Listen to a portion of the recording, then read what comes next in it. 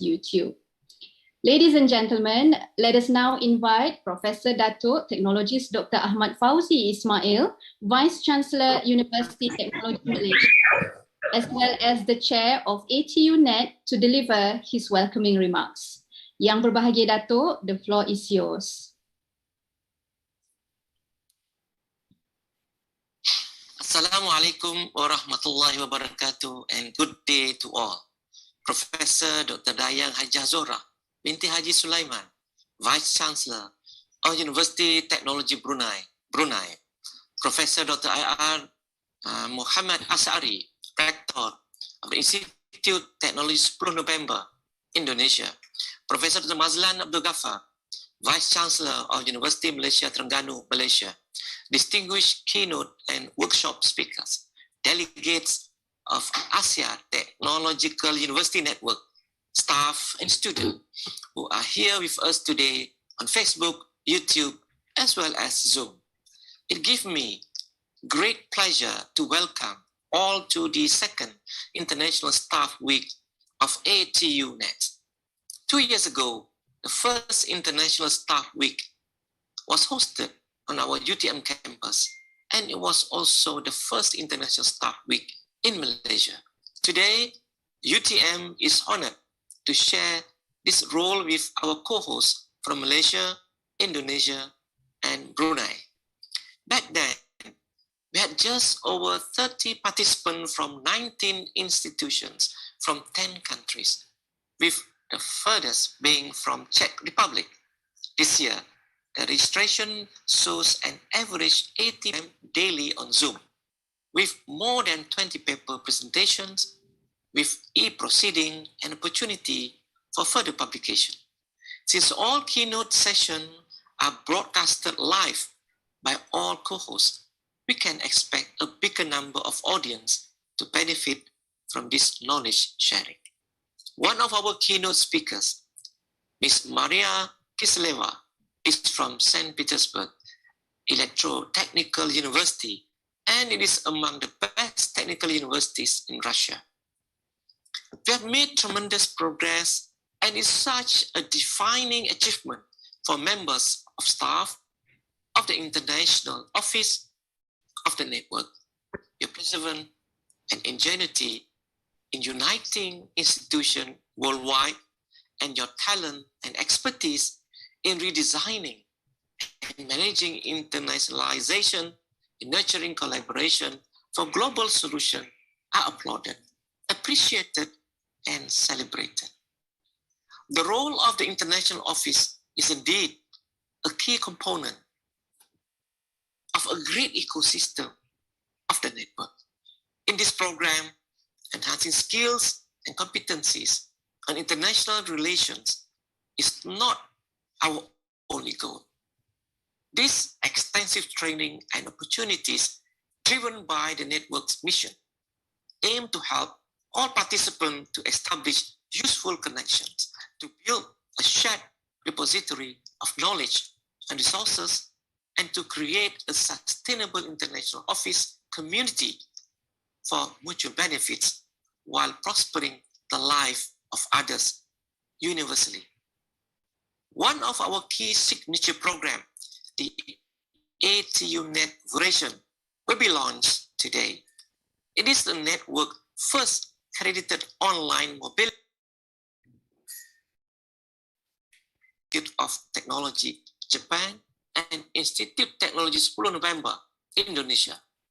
More than 150 students have benefited from the program that was delivered by lecturers from 6 host institutions from 5 countries. It is quite a long list of programs scheduled this year for the benefit of our students, lecturers, researchers, and administrators. The University President's Forum, Student Leader Forum, Hackathon Competition, Tech Seed, to name a few. Our works indeed speak for itself. Now, more than ever, we will look ahead with optimism of our future, and we will step forward together. I would like to take this opportunity to thank all again our co-hosts and especially our team at the Office of UTM International. I wish all an engaging, productive, and smooth event, and I look forward to meeting you face to face, welcoming you in our UTM campus in the near future. Thank you.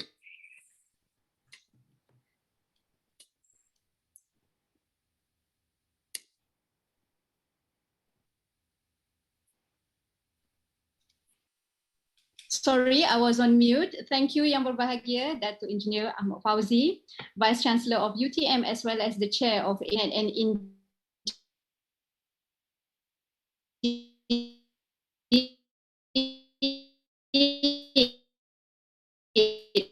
I couldn't agree more on the role of International Office, which is mentioned by Professor Dato' Ahmad Fauzi. We shall now proceed to the next agenda, which is the launching of Virtual Asia Exploration. Ladies and gentlemen, Virtual Asia Exploration, or known as VAX, not the vaccine, but just VAX, is a 2-credit course and will be focusing on 2 themes, which are engineering and technology and culture and history. There will be 6 hosting institutions conducting the lectures from Malaysia, Japan, Indonesia, Thailand, and the Philippines. So ladies and gentlemen, if a picture is worth 1,000 words, then a video is worth 1,000,000. Presenting the video montage for the launching of Virtual Asia Exploration.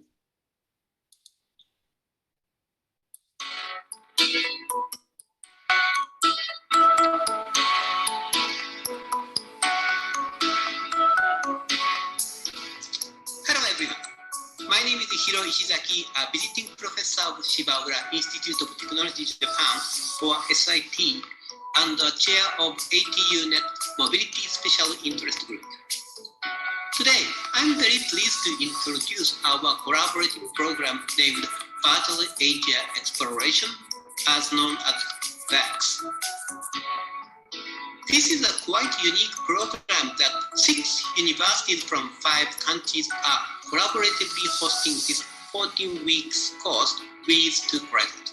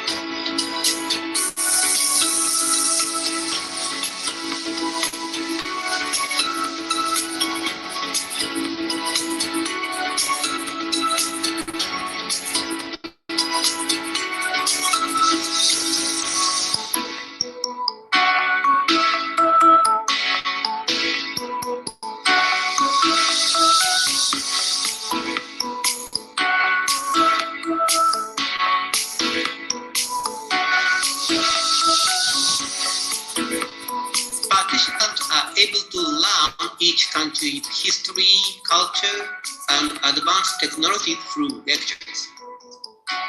So this is also a great opportunity for make friends from various countries through group discussion.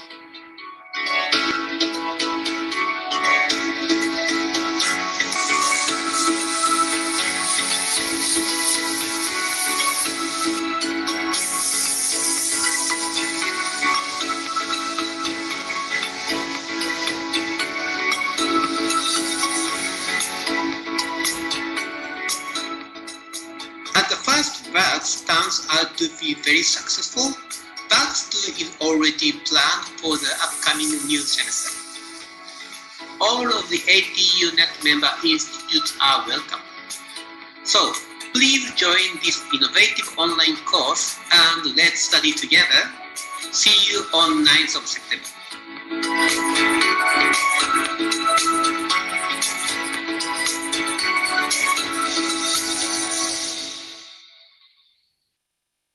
Thank you for the exciting video, and I think everyone can see 9 September is actually when the program shall be starting. And VEX, what is it? VEX is exclusively designed for ATU-Net member institutions by ATU-Net Special Interest Group, which is led by Professor Hiroyuki Ishizaki, who is also the chair of a Special Interest Group Mobility from Shibaura Institute of Technology, Japan, and as well as Associate Professor Dr. Maria Adnityasari, Secretary of SIG Mobility from Institut Teknologi Sepuluh Nopember, Indonesia. This mobility program is open to all ATU-Net member institutions with up to 300 participants, and no fees is required, which makes it more interesting. So hurry up, international officers of each institution of ATU-Net member universities, to secure the seats for your staff and students for this one and only innovative mobility program. So ladies and gentlemen, as you know from the program, today we have two esteemed keynote speakers. And let me first introduce our first keynote speaker, Professor Technologist Dr. also known as Fabulous as the abbreviation. He was also the former UTM Director of MIT UTM Malaysia Sustainable Cities Program, and also the former Executive Director of the Institute Sultan Iskandar UTM. So ladies and gentlemen, please join me in welcoming Professor Technologist Dr. Muhammad Hamdan Haji Ahmad to deliver his keynote speech entitled Caring for Campus Sustainability in Challenging Pandemic Era. Without further ado, Prof, the floor is yours. All right, I hope everyone can hear me. Yeah? Yes, Prof. Okay. All right. Thanks, Yati, for a kind introduction. First of all, I would like to thank the ATU-Net and the organizing committee for International Staff Week 2021 for inviting me to share a little bit of my experience managing UTM campus during the pandemic. Yeah. Okay, so I hope everyone can actually see my slide. The title, as Yati was mentioning, is Caring for Campus Sustainability in Challenging Pandemic Era, or probably pandemic times. Yeah, the word caring there is quite important, so that I would like to basically stress upon the word caring throughout the whole presentation. First of all, this is interesting because it is a kind of indication that when the interview for the post is actually done over Skype, yeah, and for certain distance away. And I was in Turkey for the interview of the Deputy Vice Chancellor Development Post for UTM. And this is a kind of like an indication that my job, if I were to be successful, will be actually managing campus probably online. So it's quite interesting. So that's why I started this presentation today by sharing with you how the interview actually was done. We were at Ephesus Ancient City, and we had like a half an hour interview with the board of directors UTM. Yeah, and I was pushing the idea that we have this sustainable campus, and we are looking at probably financial sustainability as the core business of being a deputy vice chancellor development. And alhamdulillah, unexpectedly, or probably it is fated that the appointment is done on the 15th April 2020, when we are actually just started the movement control order by the government. And in the outline of core tasks that I have to do is like asset management, philanthropic advancement. I have to also look at the safety, health, and wellness of the campus. And of course, in bold or capital letter, there is financial sustainability of our operation. And I can actually, within this 20 minutes, I would like to share that our task at the Department of Deputy Vice Chancellor Development is basically caring about our assets. And within that, also people who are within the systems. Yeah. And at the end of the day, care for the asset, care for the people is towards the financial sustainability with green campus, healthy and wealthy, wealthy universities in terms of funding. Yeah. So in Malay, my motto is with my team is jaga harta, jaga hati, or care for the asset and care for the heart. I'll tell you later why jaga harta, jaga hati. Because in order for us to manage the harta, there are people inside that who has been attached to the place so much that it is very difficult to move them out. If we wanted to generate some income with the place, for example, with the building. So we have to spend a lot of time to take care of their hearts in order for them to release the asset for us to actually generate income for the university. So that's why the motto is jaga harta dan juga jaga hati. Okay, so basically we are entrusted to look after land asset. So we had quite a number of properties in terms of lands in Johor, and as well as in Wilayah Persekutuan or in KL, Kuala Lumpur. Maybe easy for our international participants to understand that we had 4 different properties in KL, and then we have about 5 in Johor. Maybe even UTM staff probably may not know this. So we have 3,000 over acres of land that entrusted to UTM to develop as an institution, right? And this land asset is actually valued more than 5 billion, just the land itself. So at the same time, we are also entrusted to look after the buildings that were built, from say 1972 onwards. We moved here in Johor Bahru from 1985, right? And this building worth about 3 billion.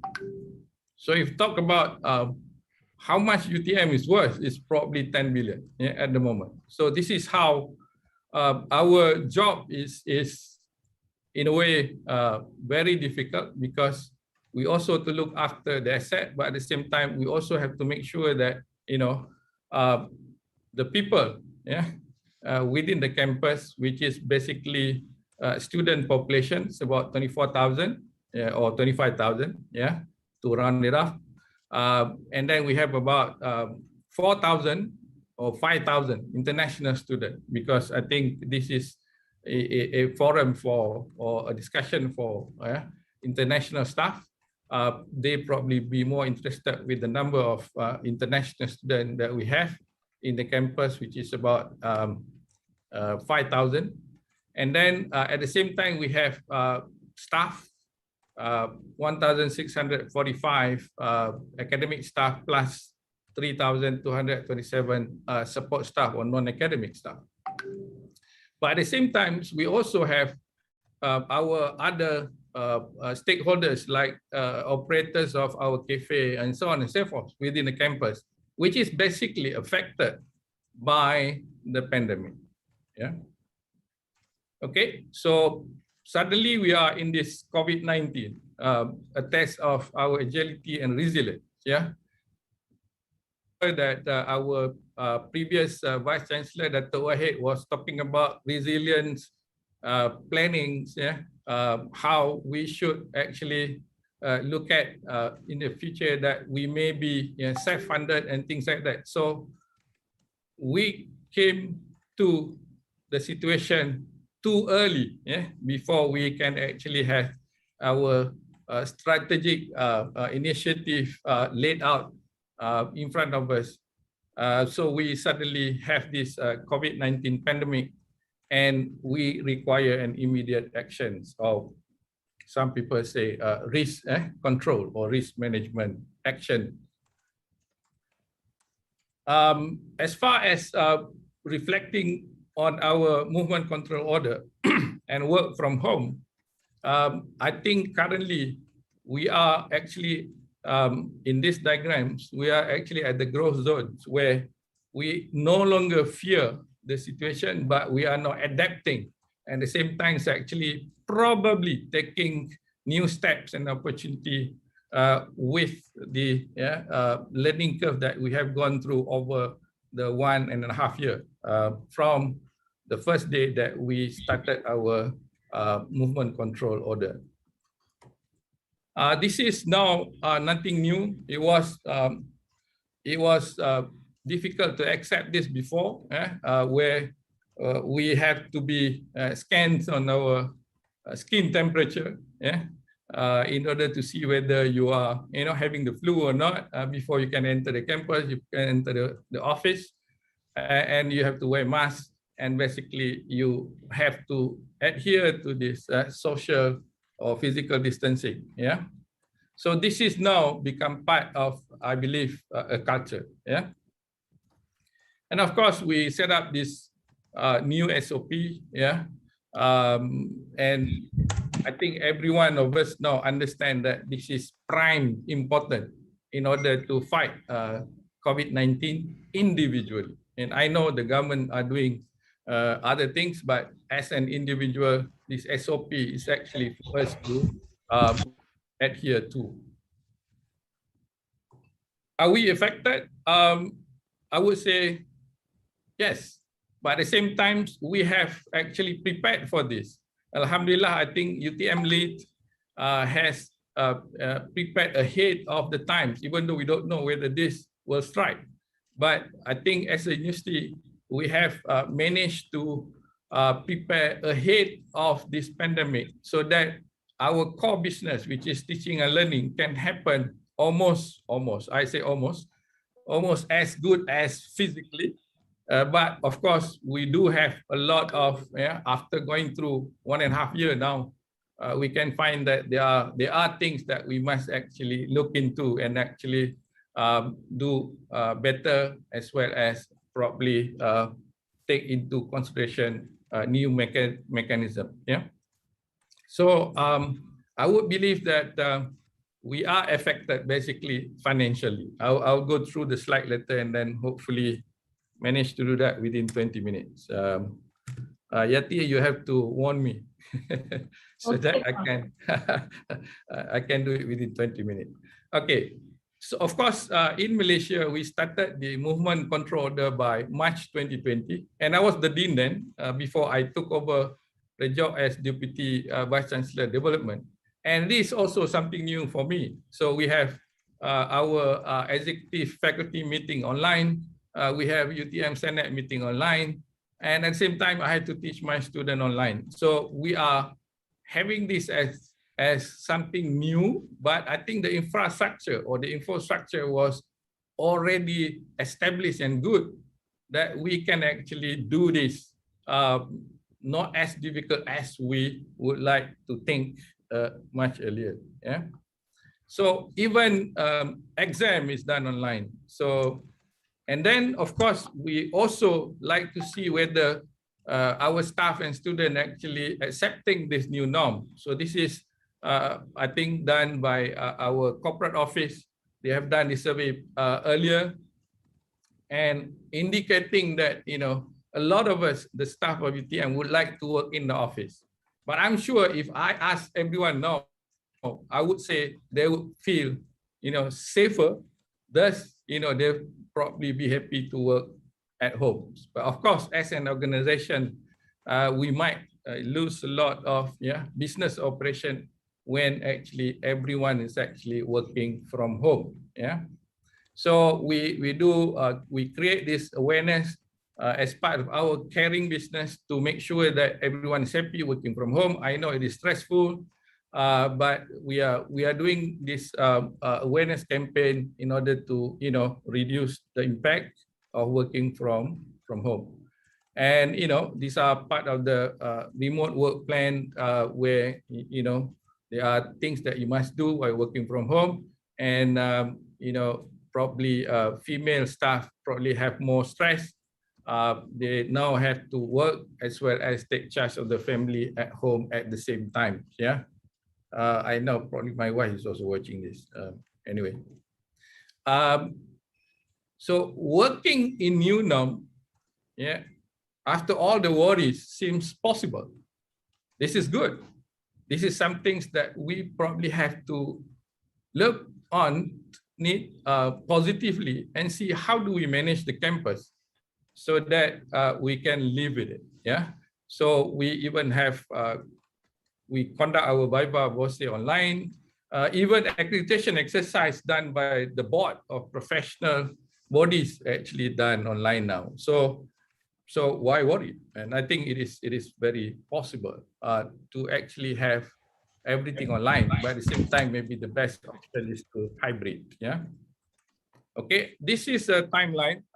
Mind my handwriting, but I'm just trying to illustrate to you. Actually, when we look at the student, we started off with movement control order in March 2020, where we have 13,000 students online. Sorry, 13,000 students in the campus. Yeah. Now we have about only 1,200. So if you talk about international student population, we started with 1,200 living in the campus. Some of them now go back because we have everything online, and now left with 350 in the campus, right? So by looking at this timeline, you will see that if you are taking charge of properties in UTM without the student, definitely your income is actually already reducing, right?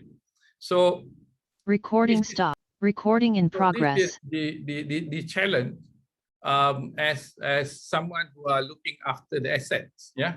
At the same time, the people who are actually utilizing the asset, right? So we are talking about a lot of reduction in terms of users within the campus that might affect not just hostel and accommodation. It's also about food operators as well as maintenance, yeah, within the campus living.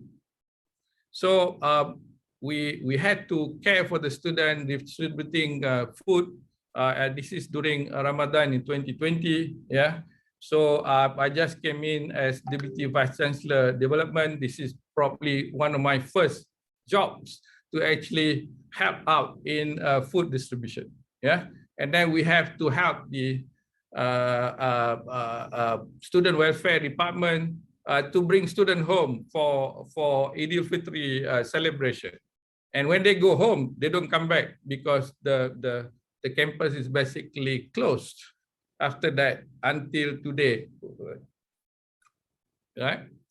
And then in order to support them being away at homes and all the teaching and learning happen online, we have to provide some assistance, support, subsidy. There are so many things that I think the university or UTM has done in order to make living off campus and learning online comfortable for everyone. So we have SIM card free for them to have the internet connection from their remote places. We have laptops to those in need, normally what we call the bottom of the society B40, yeah. And then we also created a special fund called Tabung Khas COVID-19 or special fund for COVID-19. And at the same time, we give discount to students who has already paid much earlier as part of their fees, a discount because they don't actually stay in the campus. So there are many things that we actually done until this is the most challenging part for me as Deputy Vice Chancellor Development is when the government declared UTM as what we call PKPD in Malaysia. It's actually the strictest movement control, notice given to UTM. And I was so scared because it was my signature to accept this control order, strictest control order by the government. But I have to do and take the responsibility. So it is declared in the national television. So everyone was like not that happy. But I guess it is one of the most important time for us where we surrender this to the government. I think we actually manage our COVID situation very well after that. Yeah. So immediately I have to set up what we call emergency response teams. We have smart teams also being established, and this ERT is actually cross all the departments in order to manage the situation where we have this high positive infection percentage within the campus. So Alhamdulillah, we reactivate the fund, COVID-19 fund. A lot of people ask whether they can actually donate and help students, especially who are locked in the campus. They are welcome, so they can actually donate through the funding mechanism that we have set up. Our local authority, MBIP, also help out during this crisis by coming in full force with their PPE to help out during that time for maintenance jobs. And then we also organize mass swabbing to all the students within 4 colleges in the campus, for about 4 or 5 days. And then we still have to continue food distribution to those locked in the campus at that time. Yeah, but Alhamdulillah, we were declared safe. Yeah, on 29 June 2021, and we are consider that we are back to normal. Normal mean the new normal. Yeah, and at the same time, I think everyone was very kind, and we actually received about 800,000 donation. Yeah, from our partners as well as from the society at large. Yeah. And then it is for me to basically to have some reflections, as a personal reflection, reflect on your family, and then see how our student is, our office, our campus, and our environment. And I believe that with this pandemic, we have to change our tasks, the way we do things. We also have to change our behavior. Interestingly enough, with the pandemic, we have saved a lot of money, utility. But that is actually not by plan, but we can actually take a look at it and actually learn from that. And how can we actually save how we actually use electricity, water, and so on and so forth. Yeah. Can you work less now but quality productivity? I'm not sure, but a lot of complaint now is that they work more because they are actually working from home and online. And we have students all over the world that sometimes your class has to also be fair to those who are on the western part of the world, where the time difference could be 12 or 13 hours different, means that it is midnight here, it is early morning there, for example. Yeah. When students not near you, would you worry about them? I guess, yeah, a lot of people worried about them. Do you trust them more? I think we have to. So these are the things of questions that come to me as lecturers, as administrators, so that I can see this positively and actually take action. Yeah, are you still spoon feeding? Do you care about your environment more now? Things like that. Are you more accommodating? We should, because we should be helping each other. Now that will allow us to be more accommodating. Are you more health?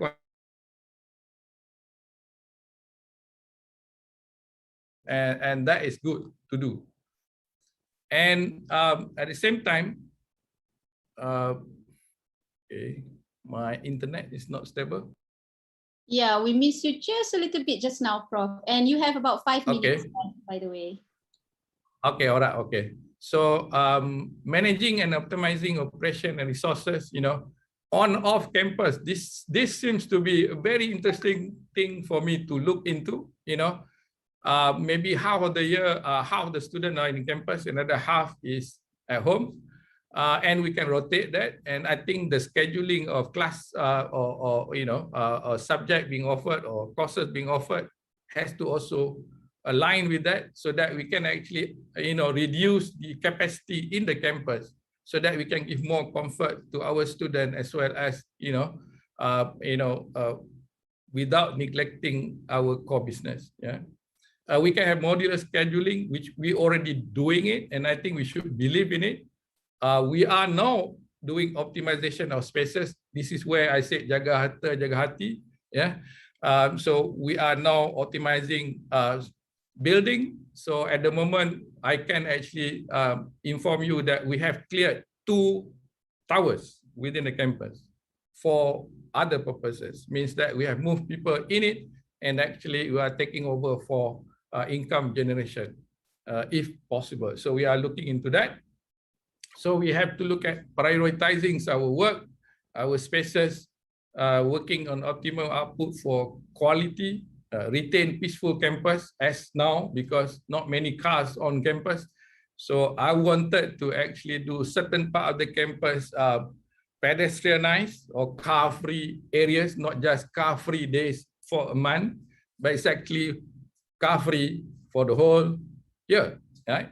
At certain part of the campus. And then we can actually retain a green COVID-19 campus, which we are now considered ourselves as already in green COVID-19, yeah, after the strictest movement control order that we went through in May this year. And to stir ahead, we actually have to rely on our digital infrastructure. This is from our UTM digital, this diagram. So we have to be moving into this new lifeline, having this digital campus, or some people say smart campus. It has to be a new form, and this could be our new transformation of campus, where infrastructure has to be strengthened in order to actually take up most of our core business from now on. Yeah. So we have developed this called UTM Smart application, that almost everything is actually handled by our handphone. Even now we are looking at, actually we are doing it already, cashless payment. Yeah. We are looking at this as something that we have to learn through, and we have to be resilient. And one of the things to be resilient is actually to make sure that internet is no longer a luxury, but it is a right to have in campus. Okay, so we have to look at sustainable infrastructure. So like Michael Berkowitz here said, we are going to get a whole new generation of infrastructure because of this pandemic, and we have to do it better than last generation. And I think our department has to look into this, and our relationship with UTM Digital and Harta Bina or Real Estate and the Development Office will have to be stronger in order for us to actually prepare good infrastructure for the new transformation of our workplace. Yeah. And we are already planning to spend more on infrastructure.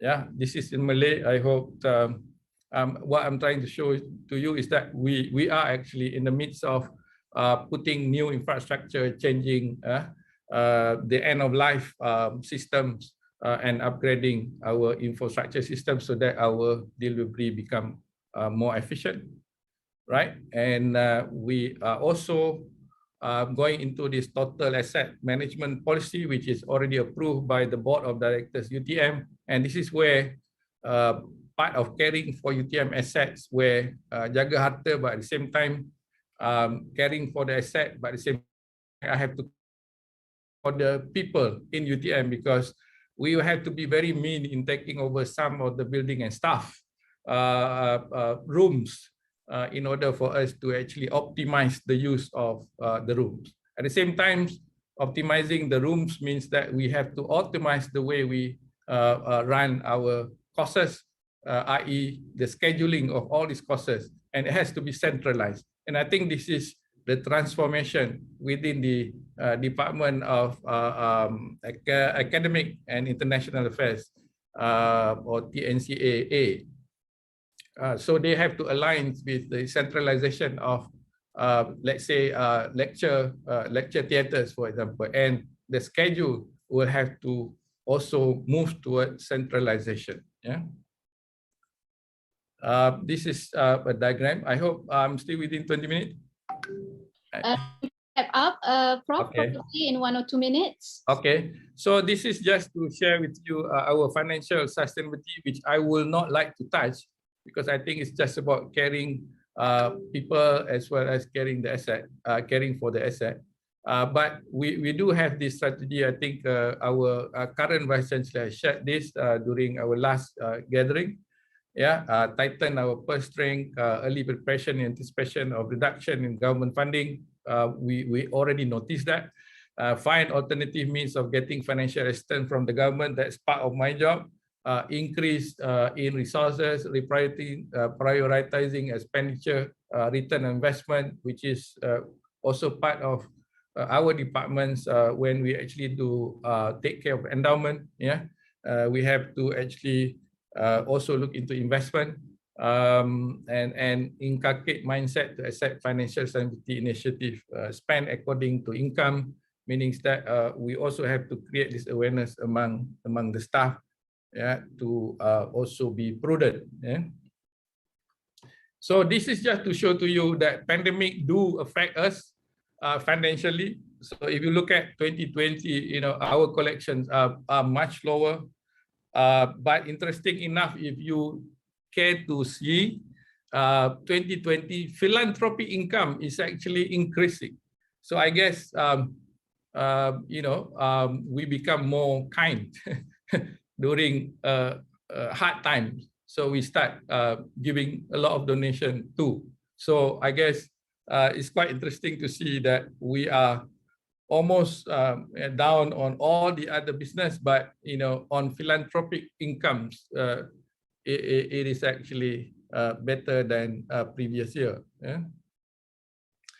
And we do have some hopes now that the campus also become vaccination center. It is now operating, and the graph for on 30th July, 2 days ago, 42.3% has been vaccinated, at least one dose, and 20% has been fully vaccinated, mean, you know, whether they complete their second dose and so on. So we hope that the pandemic will be over and it is just another flu to us. Yeah, then we come back to normal, so we can actually, you know, do this UTM Ambition 2025 as what we wish, and the pandemic is just, you know, put away, but at the same time it is still around us, and actually we learn from it and we have to move forward. Yeah. So with that, I believe that we have to always do good work with smile. We shall embrace the challenge ahead. And I have to thank ATU-Net and organizing committee for, and I wish everyone to have an enjoyable International Staff Week 2021. Thank you, Yati. Thank you. Thank you very much, Professor Hamdan, for the caring remarks. Jaga harta, jaga hati, which means care for assets as well as caring for the hearts. I think one word to describe it would be hardwares, probably, Prof. Yeah. Indeed, it is a challenging time. Everything has changed following the pandemic. We have to fathom the ideation of working from home while integrating daily demands as a homemaker, office worker. And then this also affected UTM largely, as well as other institutions worldwide, in terms of how might we conduct teaching, how might we ensure that the students and staff can still benefit and can still remain productive throughout these unfortunate times. So ladies and gentlemen, I would like to encourage everyone to please type away in Zoom chat box or Facebook Live any questions that you may have for our speakers. And then we shall have the Q&A session after our second keynote. Herewith, I would like to welcome Ms. Maria Kiseleva, Head of International Academic Mobility Program Department, St. Petersburg Electrotechnical University, Russia. And let's just blink our eyes a little bit, and then let us go visit, for example, St. Basil's Cathedral, or the Red Square, or the Moscow Kremlin in Russia. So I know it's hot now here in Putrajaya. I can see the sky from where I'm sitting working from home, but I'm sure Dr. Maria, she wishes so much to be in Malaysia after watching our introductory videos on UTM, on Malaysia at the beginning of this session today. So ladies and gentlemen, let me introduce Ms. Maria Kiseleva. Prior to her current appointment, she was a senior lecturer at the Department of Foreign Languages, School of Humanities, St. Petersburg Electrotechnical University in Russia. In 2011, Ms. Maria has received certificates of honor awarded by the government of the city of St. Petersburg. Students supervised by Ms. Maria Kiseleva have been repeatedly awarded prizes for the best graduation work performed at the School of Humanities of St. Petersburg Electrotechnical University. So ladies and gentlemen, let's all move to Russia now for Ms. Maria Kiseleva's keynote speech on managing international office and mobility at ETU. Ms. Maria, the platform is yours. Thank you so much, Yeti. So, salam alaikum and good afternoon, ladies and gentlemen. I'm so honored to be here with you today, and I hope that you can see me quite well in spite of the distance. So, and my personal gratitude to Professor Ismail for their invitation. So, and I will just go for the presentation in just a moment. I can see your screen now. So you can see it, yeah? Yes, you just need to make it full screen. Yeah, it's great. Okay, so as Yati mentioned, the topic of my presentation. Ms. Maria, do you want to put your screen on full mode, full screen mode? So isn't it on full mode? Not yet, just now. Now it's black for us. It's black. Yeah, black screen. Oh. I'll try just to do it once again. Yes, please. So, and now, can you see it? Yes, perfect. Yes, okay. Thank you so much. Thank you so much. So, as Yati mentioned, the topic of my presentation is managing international office and mobility at ETU. And here is some problems with Okay, so, and here is an outline of my presentation. First of all, I would like just to show you where Russia is located, because some of you maybe doesn't know about it, and St. Petersburg itself. And also I will just tell you a little bit about my university. And I have been with this university for more than 20 years. Also, I will cover the topic of international cooperation and season schools we offer to our international students. Also, I will tell about master programs in English and online projects. So, and as I mentioned, I would like just to tell you a little bit about Russia. You know that Russia is the biggest country in the world. And if you can see, so St. Petersburg is located in the northwestern part of Russia. So, and if we cover the distance from St. Petersburg to Kuala Lumpur, so it is more than 8,000 kilometers. And once I was in Malaysia, I just attended the exhibition of Apaya 2019, and I was really impressed with your country, with the city itself, and what is more important with people. So you know that people are the mood of the country. But when you hear about Russia, foreign people and international students usually think that Russia is really a cold country. And of course, we have some places where it is really cold. But in reality, as Russia is the biggest country of the world, we have quite different climate regions lying from North Polar to subtropical ones. And you can see the beach in Sochi. Here is also Sochi. Here is just eastern part of Russia. So, and this is actually in the suburbs of St. Petersburg. So, I mean the grapes. And now I will just go on with St. Petersburg. Actually, St. Petersburg was founded by the Russian Tsar Peter the Great in 1703. And it used to be an imperial capital of Russia for more than 200 years. And it still remains the cultural capital of Russia. And what is also important to say that St. Petersburg is the northernmost city in the world with a population of over 1 million.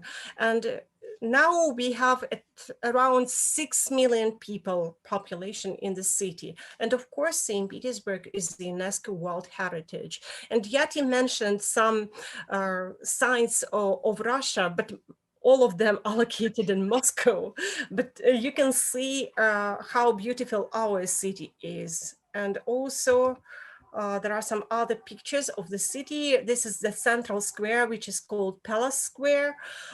This is also the center of the city. And you can see the Hermitage Museum from the riverside. Here is the suburban palace, which is called Peterhof. And here is St. Isaac Cathedral, which is also very beautiful. And I know that some of ATU-Net members were at our partner day 2 years ago, and they could see all these beauties with their own eyes. And as for my university, actually we are called St. Petersburg Electrotechnical University, but we used to be called Leningrad Electrotechnical Institute because probably you know that our city has changed its name 3 times.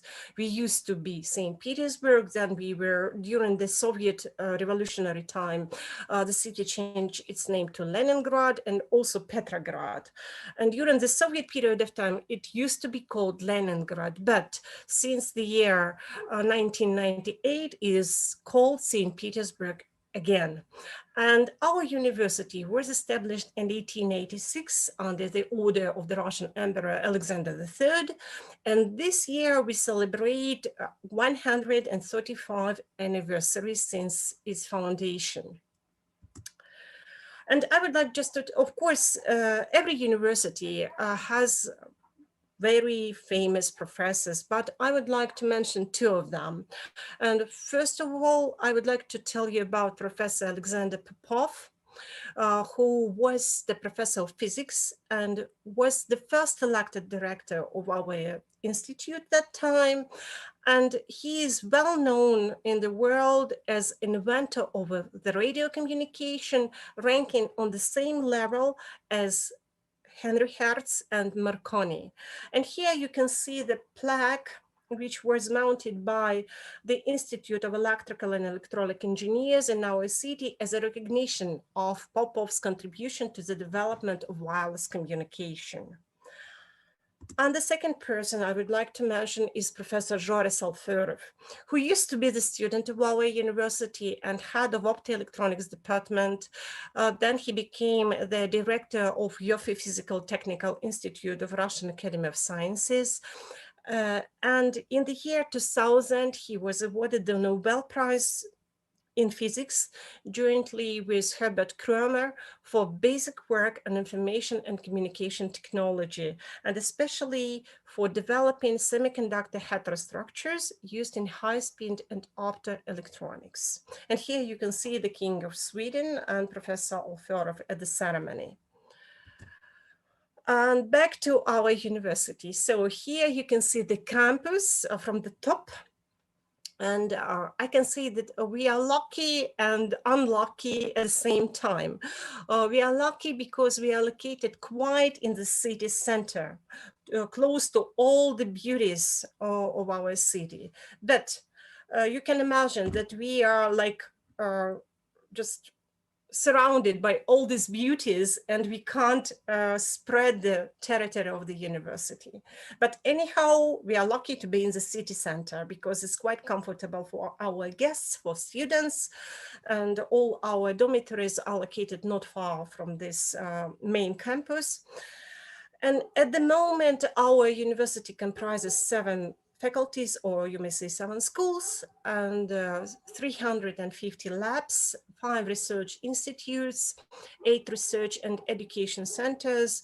And also we have so-called Technopark at the university premises, and it comprises 44 small innovative enterprises.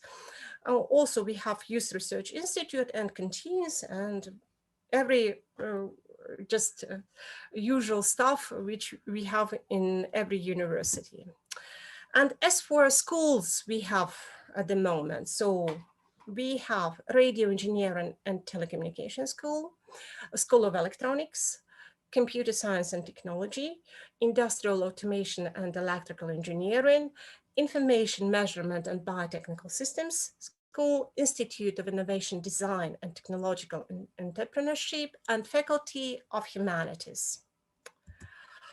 And as for international cooperation, which I am mostly involved in, so at the moment we work with more than 92 countries with different universities, different companies, and at the moment we have around 10,000 full-time students at the university, and more than 2,000 of them are international ones, which means that we have more than 20% of international students on our campus. And you can see which countries usually graduates represent. What we offer to our international students, we offer winter and summer schools for them.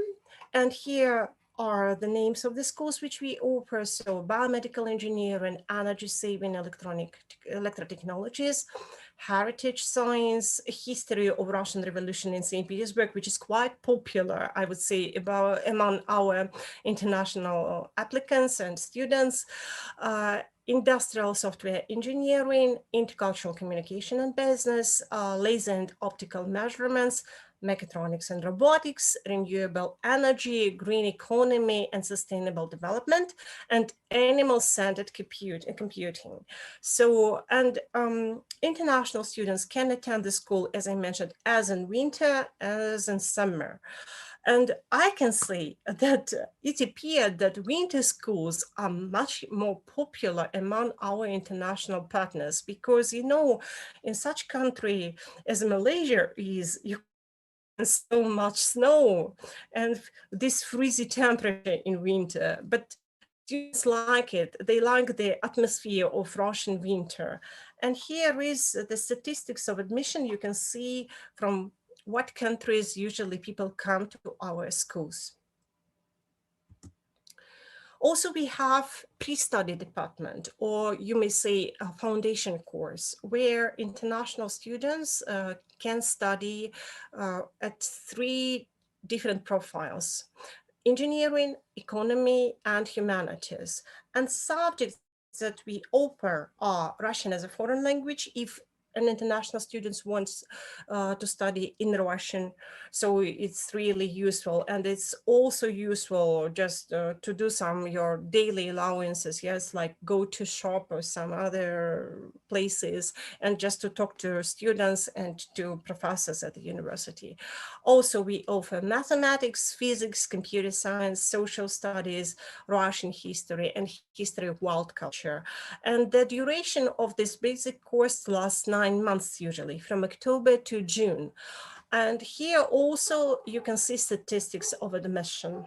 So it's quite a wide range. So as I mentioned before, so we also offered master programs in English as automation and mechatronics, efficient electric power industry, sense and photonics technologies, which is quite popular at the moment, systems and technologies in digital healthcare, which is also very topical, especially in the era of COVID pandemic, yes, and computer science and knowledge discovery, microwave and terahertz wireless systems, photovoltaics and solar energy technology, also heritage science, which is also really interesting program when students are taught how to treat the monuments, how to keep them just in good conditions. And also technology innovation management. And here you can see just the picture of the graduates, especially international ones. And also we offer a lot of different events and programs for our international students, like different excursions, different cuisine events, national cuisine events, different festivals, and they can just express themselves as they want. And all of you know that we are quite got used to work just in a usual form, just organizing double degree programs, exchange, but everything became just difficult to implement when we faced this COVID pandemic situation. And me and my good colleague from Ritsumikan University, we decided to have online student exchange project. And the first project was not long, it was a pilot one. And the title of the project was COVID-19 Current Impact on Future Workplace. And we invited 10 students of various majors from each university. And the main idea of this project was to encourage all students to keep being motivated in learning, even when the COVID-19 pandemic hampers everybody in person and travel, stay, research overseas. And students in the mixed groups discussed the impact of COVID-19 on the society and industry, how the situation changed in their countries, and they analyze current impact and discuss new approaches after and with COVID-19. So, and I can say that my students were so excited, were really impressed with this work with Japanese students, that they just gave me such a feedback that Professor Maria, could we have something in the fall semester?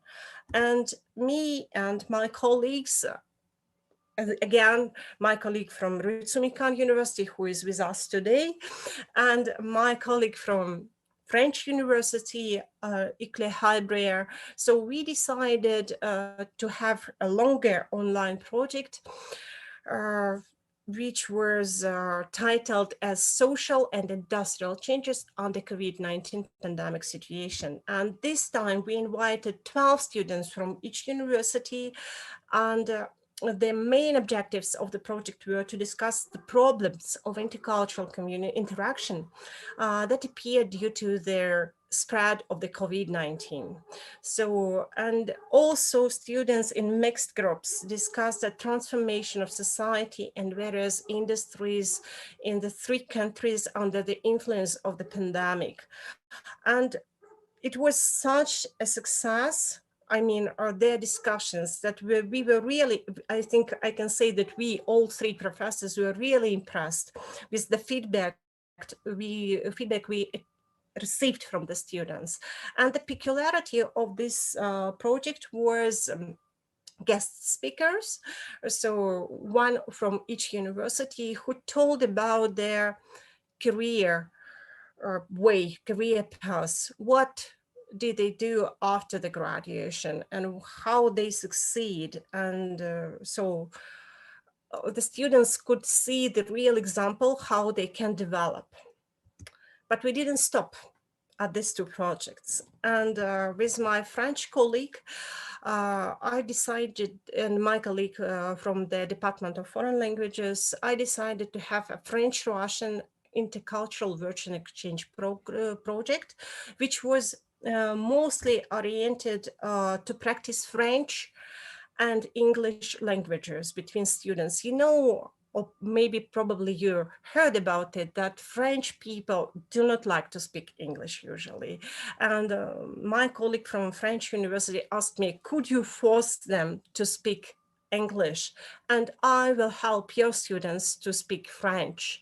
So, and we just invited 10 students from each university, and students discussed several controversial topics during 6 sessions. So, and we covered gender in Russia and France, tradition and trends, ecology, the attitude to politics, and values. And my students told me that they learned a lot and they practiced language, and they were so excited when the project finished, and they still are in contact with French students. And we didn't stop again. We organize also a different project, which is mostly oriented at solving specific problems in finding new development ideas for Danish companies, because our university have a really good partner in Denmark. And also we invited School of Hochschule Ruhr-West from Germany, and my Danish partners invited colleagues from Chile. So, and this was mostly, I would say, economy-oriented or innovation-oriented project, which was implemented by the Department of Economics and Management on our side.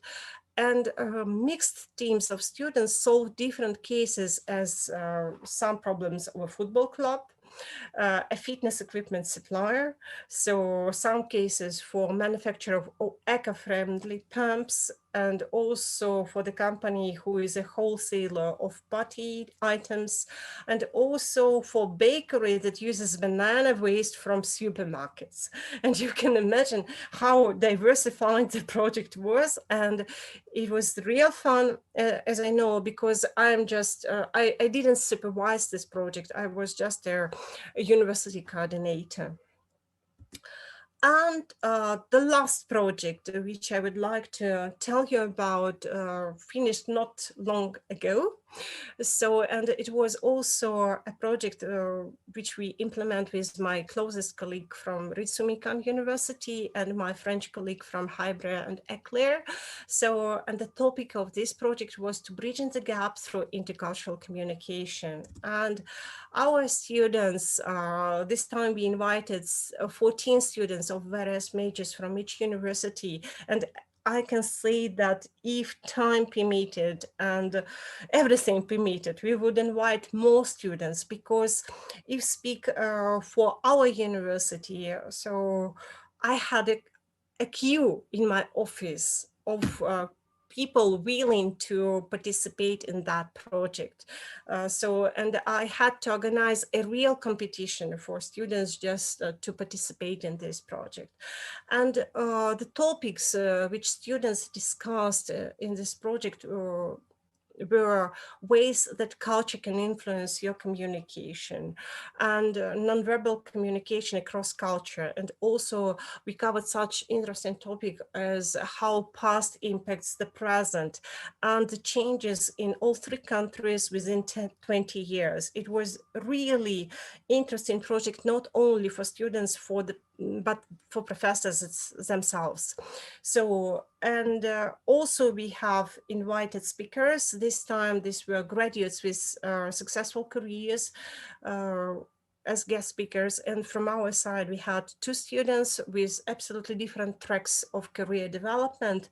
But I can say that my students were really impressed, and they still continue writing me feedback, what they learned, what they would like to do in future. And I can say that I'm so grateful to my colleagues from Japan and France for organizing this project.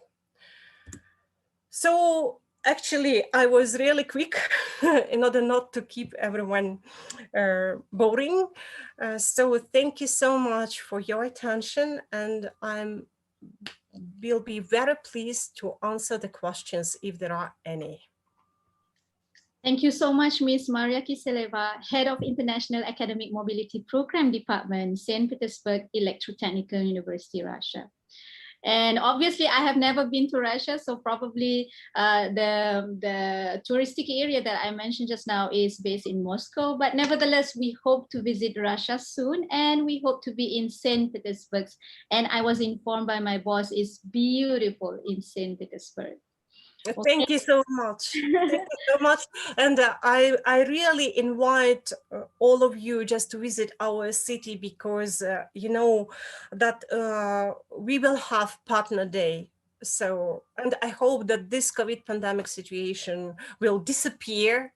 All of us will be vaccinated, and everything will be safe, and you can travel to us and just participate in the events we organize. Yes, we hope so too, Ms. Maria, especially now we are all getting vaccinated, as well as we have the vax launching earlier on in this program today. So we can also see that you have had wonderful projects bridging students for mobility programs and developing their professional network with partnering universities from all over the world. So we are so happy for your sharing this afternoon here in Kuala Lumpur. So ladies and gentlemen, the session is now open for Q&A session. And then I shall assist you with the questions that you may have, or for those in Zoom platform, you are most welcome to switch on your microphone, switch on your video, make this session interactive. You can ask any questions you like to the speakers. So I would like to invite our attendees on Zoom. Should you have any questions for Professor Hamdan or Miss Maria, you are most welcome. I already have some questions built out in the Zoom chat, and then there are some questions also have been posted on Facebook Live today, but I would really like you to welcome any of you to please kindly just switch on your microphone for your questions here on Zoom. Let me just see. Also in the chat box, I would like to highlight that Professor Hiro Ishizaki has shared the e-poster for the VAX program, the VAX mobility program. So you can refer to the chat box on Zoom for that. Yeah. I have the first question probably to kick off the Q&A session. This is meant for Prof. Hamdan, probably on the financial effect of the pandemic to UTM, the students and the operators in campus. How do we manage this? And then what are the moving forward to this, Prof? Okay, Yati, thanks for the question.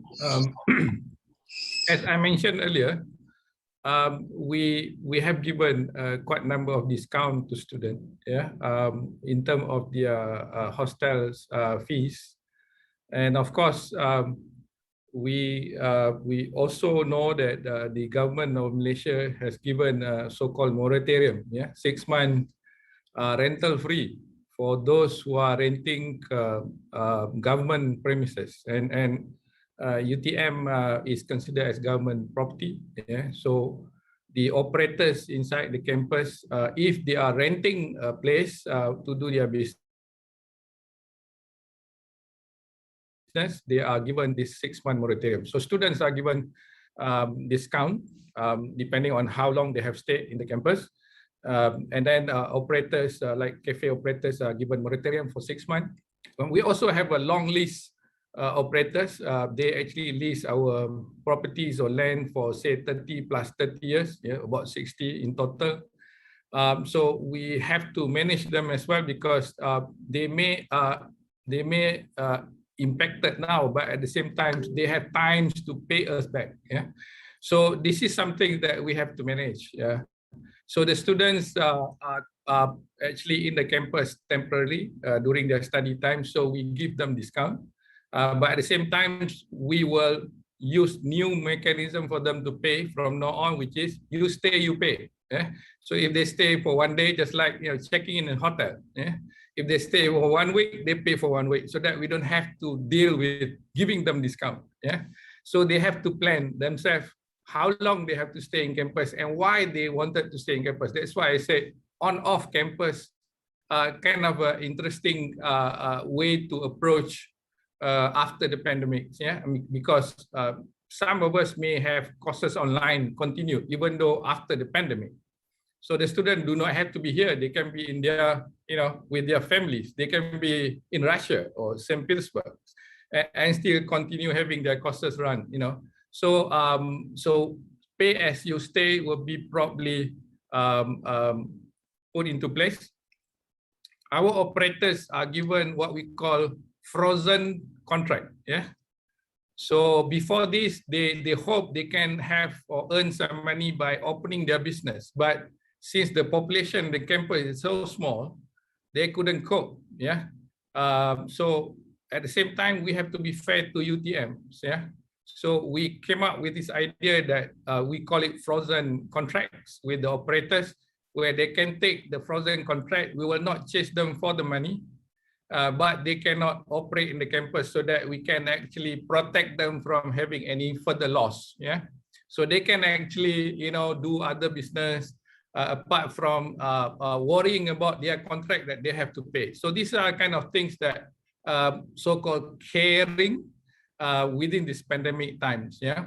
And at the same time, we are looking into, how do we get more donation from the philanthropist initiative.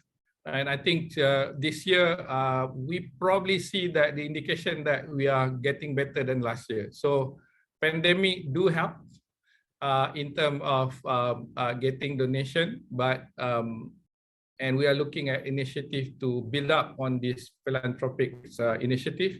But at the same time, I do believe that when everyone back in the campus, we have to do engagement in order for us to be more prudent in using our utility. For example, I'm not using any electricity or light, artificial light in my room now. I'm still okay. This is almost 3:30 in the afternoon, but the light daylight is still good with me. So I think everyone has to learn to adapt that and actually encourage to be more prudent in the future. So so that's how we would like to manage the financial situation by looking at creative solutions, so that everyone actually win in this pandemic tough or challenging time. Thank you. Thank you, Prof. I kind of like the idea, pay as you stay, or is it like pay as you go? It sounds super interesting for the students of UTM, and this is probably an initiative that other institutions can also emulate in order to, ease the burdens of the parents and also the students facing these difficult times. We have another question here coming on from, I'm not sure whether it's Facebook or Zoom, because it's coming in bulk to me. And this is for Miss Maria. What were the key challenges that you may have faced in terms of getting your students to be connected to the other group of students from the partnering universities? Was it difficult for you to motivate the students to go online in the first place, as this is indeed a very big shift from being physically attending programs to attending programs virtually? Miss Maria?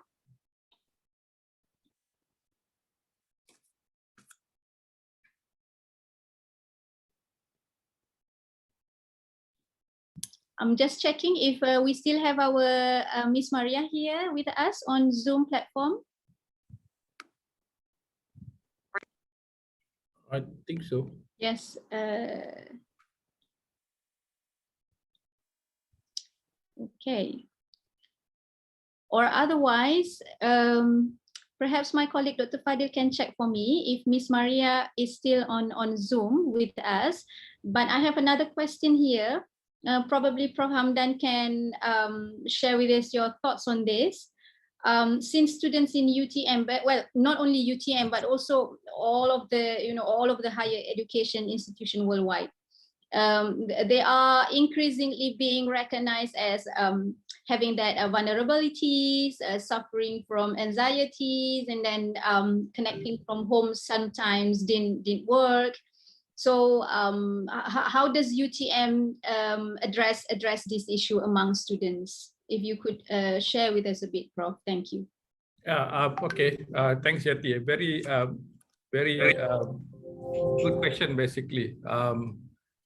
Apart from me being very positive about the whole thing and keep smiling through these challenging times, I can acknowledge that the stress of being online for staff and students really is actually something that we as administrator has to look into.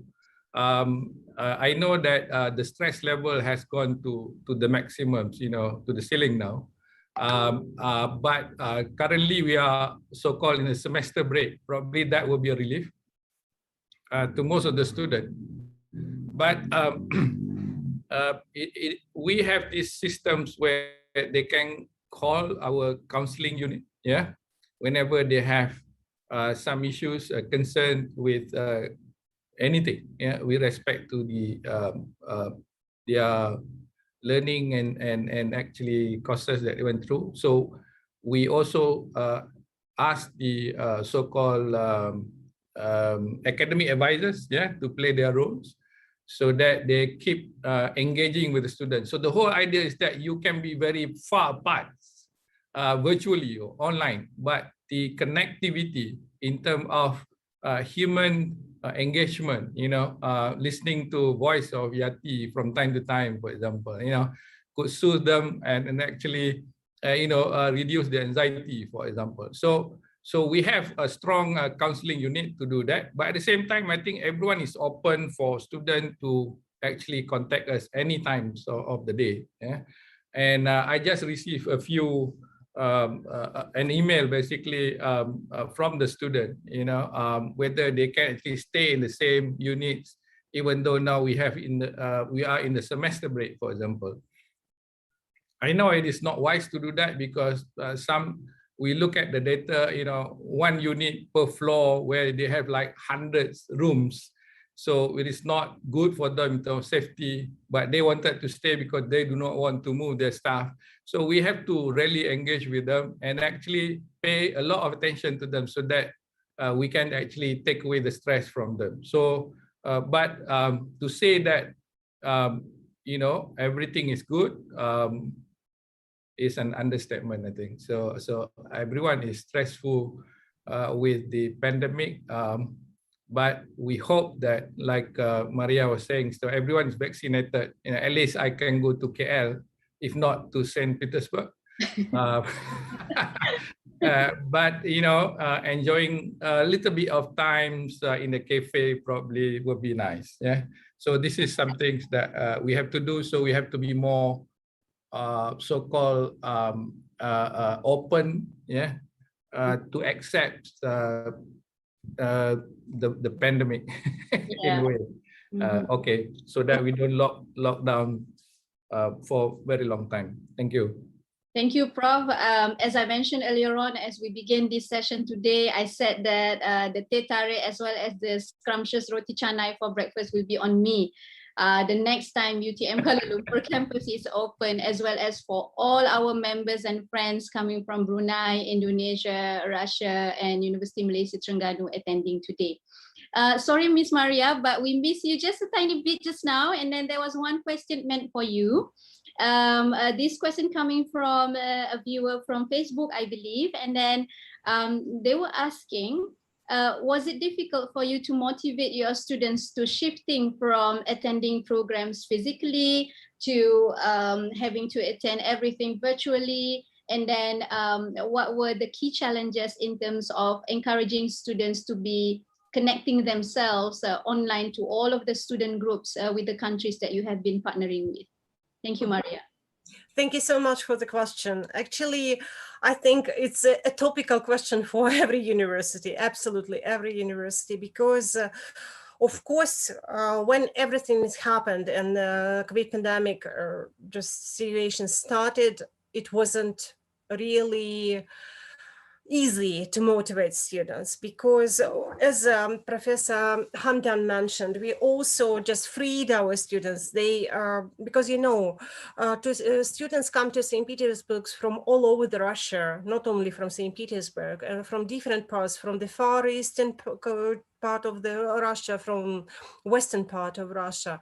And of course, we let them go home, and we really just first time experienced problems with motivating them, because student comes home, so mom is here, dad is here, so the dinner is ready, so and just his own bedroom, yes, and the class starts at 8 p.m. and sometimes you can see just a black square on the screen, so with the name, but you're not sure that the real students is there. He can be sleeping. So it's also, it's possible, because I personally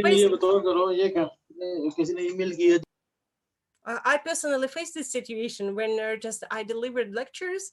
So, and I have just a real 6 or 7 groups in common, so which means it is more than 100 students on the platform simultaneously. And you can see, just of course you see real faces and real students, but also you see these black squares, and you don't know if anyone is there or not.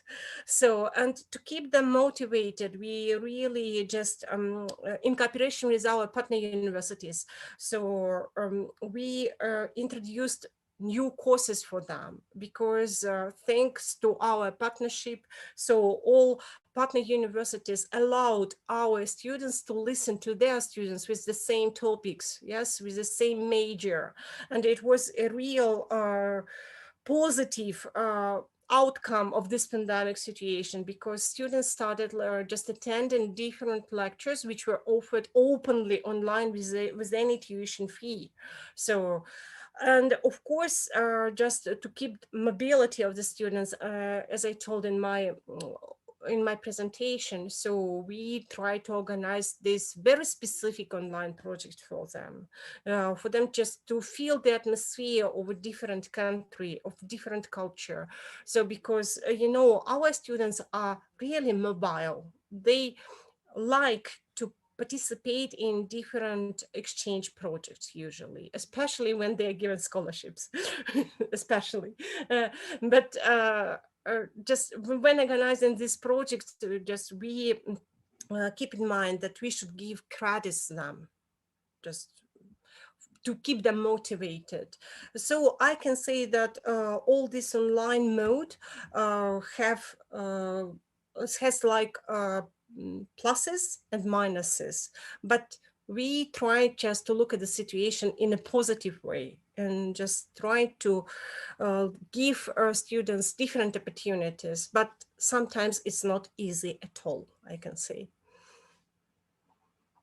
Okay, thank you so much, Miss Maria.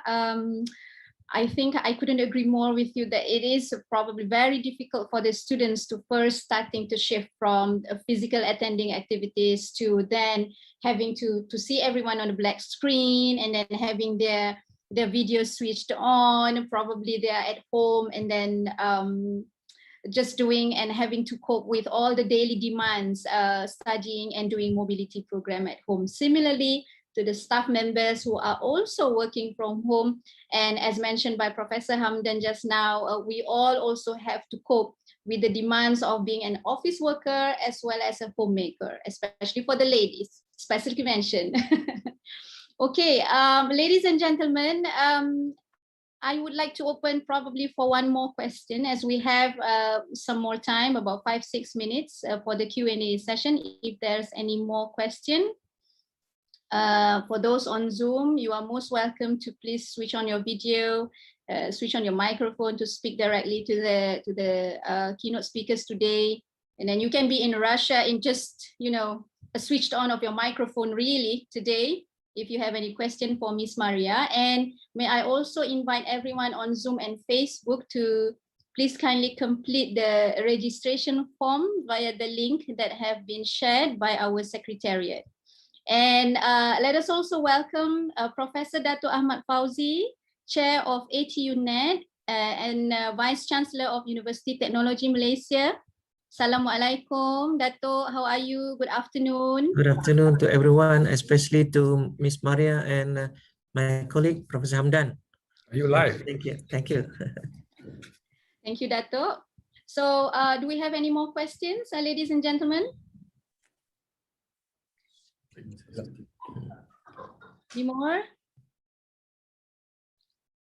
Perhaps we would like, yes.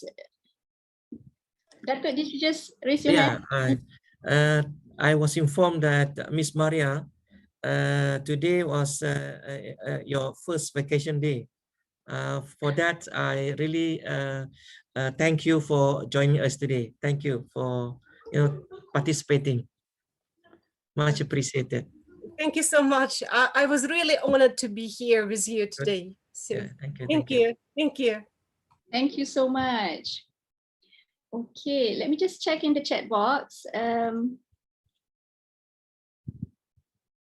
Okay, there's one question here from University Tun Hussein On, which is also located in the state of Johor, Miss Maria, the same state as in where UTM is located. Okay, thank you very much, Professor Hamdan and Miss Maria, for the very informative and interesting lectures. What do you think is the most significant change in international studentship worldwide as a result of the pandemic? So perhaps both of you can just attempt the question. Maybe Prof. Hamdan would like to attempt first. The most significant change, yeah. All right, I'm not really into international department, but looking after the hostel and accommodation, I do understand that one is that the international student wanted to be here because that's why they joined us, because they wanted the change, they wanted to have the tropical environment, the nice scenery that they have seen, the promotional posters that we have, and the strength that we have, the facilities that we have, right? But at the same time, I do believe that with the pandemic, with the challenge that we have, they still, the best thing is that they still believe in us. And actually, they pay their fees. They pay their fees. And they continue to stay in their hometown and actually, learn with us. And however, my boss is here, Dr. Fauzi is here. However, without them in the campus, somehow we lose out. Yeah? We lose out on this international engagement, having the international culture into the local context. And at the same time, I think we have emptied hostels, yeah, which my team were thinking that the hostel, if you take away the S, we come hotel soon. So we actually encourage public to come in instead of our students. Really, we need to understand more of our international students with this challenge that we go through with the pandemic and the lockdown. We need to understand more their diets, how they actually do their activity during the day, so that we can accommodate this in order to reduce the stress. Yeah, because they are like Maria said, they are away from the family. Yeah, and most of them choose to be back home, but we receive a lot of requests whether they can come back, and of course we said they are welcome to come back. Yeah, but they have to go through so-called the border department, which is the immigration office. Yeah. But once they actually pass through the immigration office, I think we love to welcome them back, because having an empty campus is basically not a good idea anymore. Okay. Thank you, Prof. Okay, thank you. And then Ms. Maria, would you like to give your thoughts on this? What affect the international studentship with the pandemic? Yes, of course, because I am just a true viewer of these changes, I would say, because, you know, we have a lot of partnerships and a lot of exchange students and degree students from different foreign countries come to us.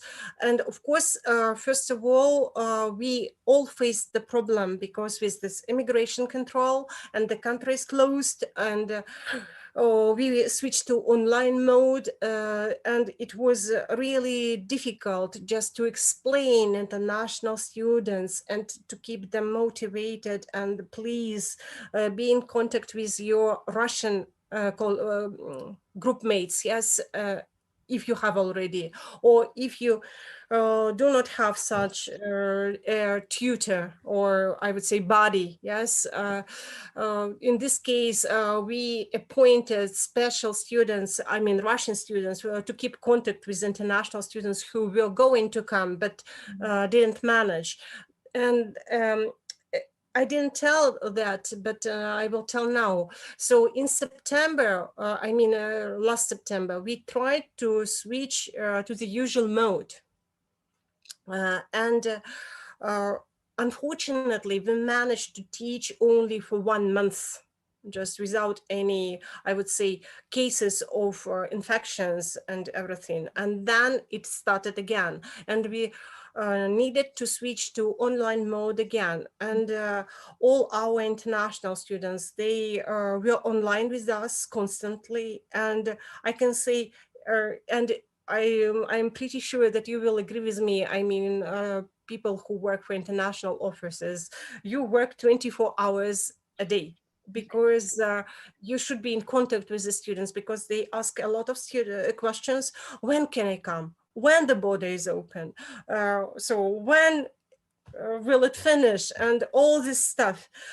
And when in February, our president and the Minister of Education allowed us to switch to hybrid mode, and some of the students managed to come on campus, I can't just, I would say, explain and describe how happy they were. So it was a real celebration, I would say, on campus.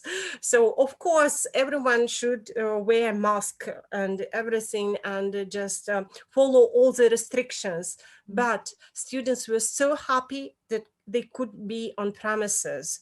And of course, some courses were still taught online and are still and will be, because so we can't just be in present situation, I would say former situation now. We still have to accommodate just everything and just to get used to all these changes. But our international students, they are, I would say, that we try to be not like mom with them, but of course we try to care, just to care, because they are in a foreign country.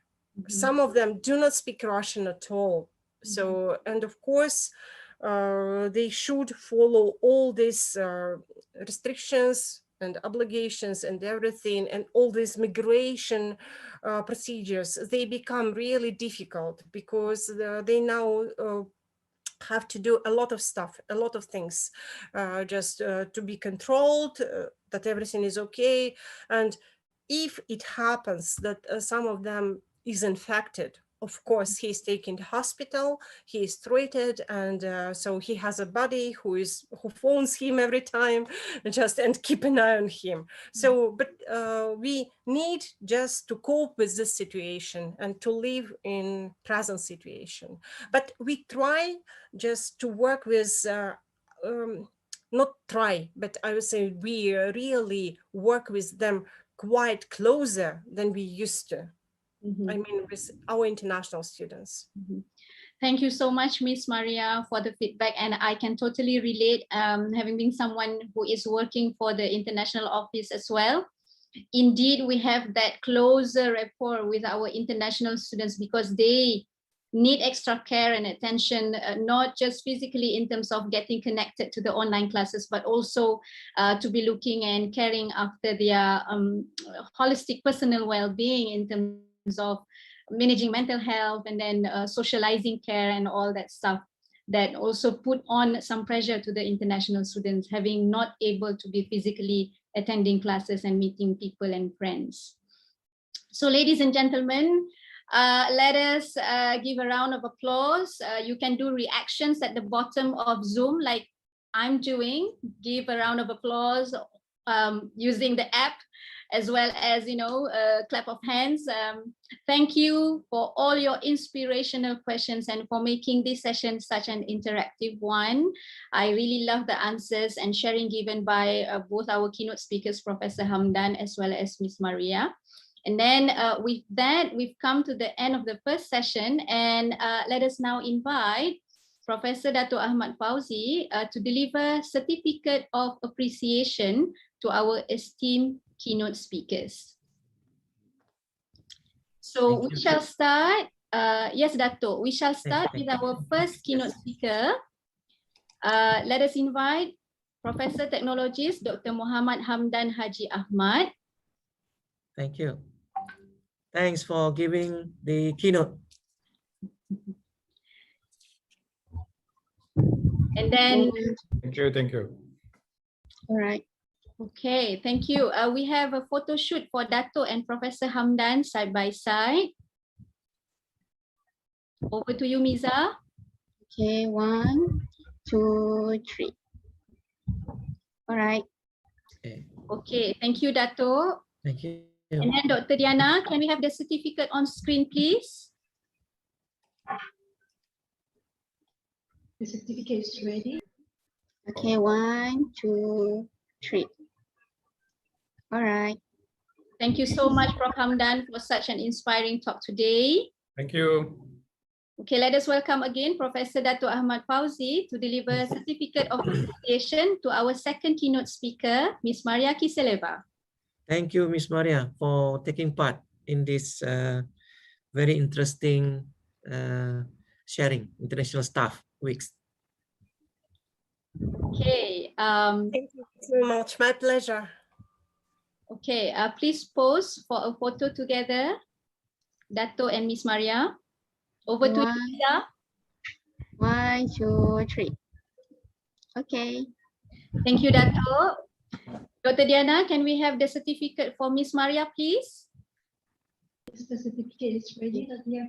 1, 2, 3. All right. Thank you so much, Ms. Maria, for spending your holiday time today with us in Kuala Lumpur. So happy to have you with us today, and we hope to meet you soon in Russia or here in Malaysia. Thank you so much. Thank you. Thank you so much for the invitation, and I do hope that we will meet face to face. Yes, yes, very soon indeed. And I now invite everybody to please kindly switch on your video for a virtual group photo with our Vice Chancellor and our esteemed keynote speakers today. Miza, over to you for the screenshots. Okay, thank you, Dr. Yati. Hello, everyone. I'm Miza from UTM. I'm gonna take a group photo. So I need everyone to look at the camera and smile. 1, 2, 3. Next page. You have to keep smiling, yeah, until the, how many pages you have, Miza? 3 pages. Okay, 3 pages. So please keep smiling until page 3. Okay, next page. 1, 2, 3. Keep smile. 1, 2, 3. Last page. 1, 2, 3. Okay, thank you. Back to you, Dr. Yati. Okay, thank you, Miza. Okay, so ladies and gentlemen, we have come to the end of session 1, and then we have after this workshop 1 on internationalization and ranking, which will only be conducted via Zoom platform. So this session will end here, and we would like to thank all of our viewers on Facebook Live who are streaming from everywhere in the world today for International Staff Week 2021. And may I remind you that we shall have a 5 minutes coffee break, And throughout the coffee break, please kindly fill up the registration form if you haven't done so. And then other than that, I would like to say that I have had a very interesting session today. Very happy to host you, and we thank Professor Dato' Ahmad Fauzi, Vice Chancellor UTM, as well as the Chair of ATU-Net for joining us today for the certificate appreciation for both of the esteemed keynote speakers. I wish you a very nice evening ahead. For those of you who shall join our workshop 1, please kindly rejoin after the coffee break. You don't have to log out, just stay on. You can also share your coffee with us wherever you are. Okay, so thank you so much. Assalamualaikum. Waalaikumsalam. Thanks, Dr. Yati. Thanks, Dr. Yati. Thank everyone. Thank you. Thank you for inviting me. Bye. Thank you so much. Bye. Bye-bye. So Bye. enjoy the rest of the session. Thank you, Miss Maria. Okay, Thank thank you. Thank you, everyone. Thank you. Thank you, Prof.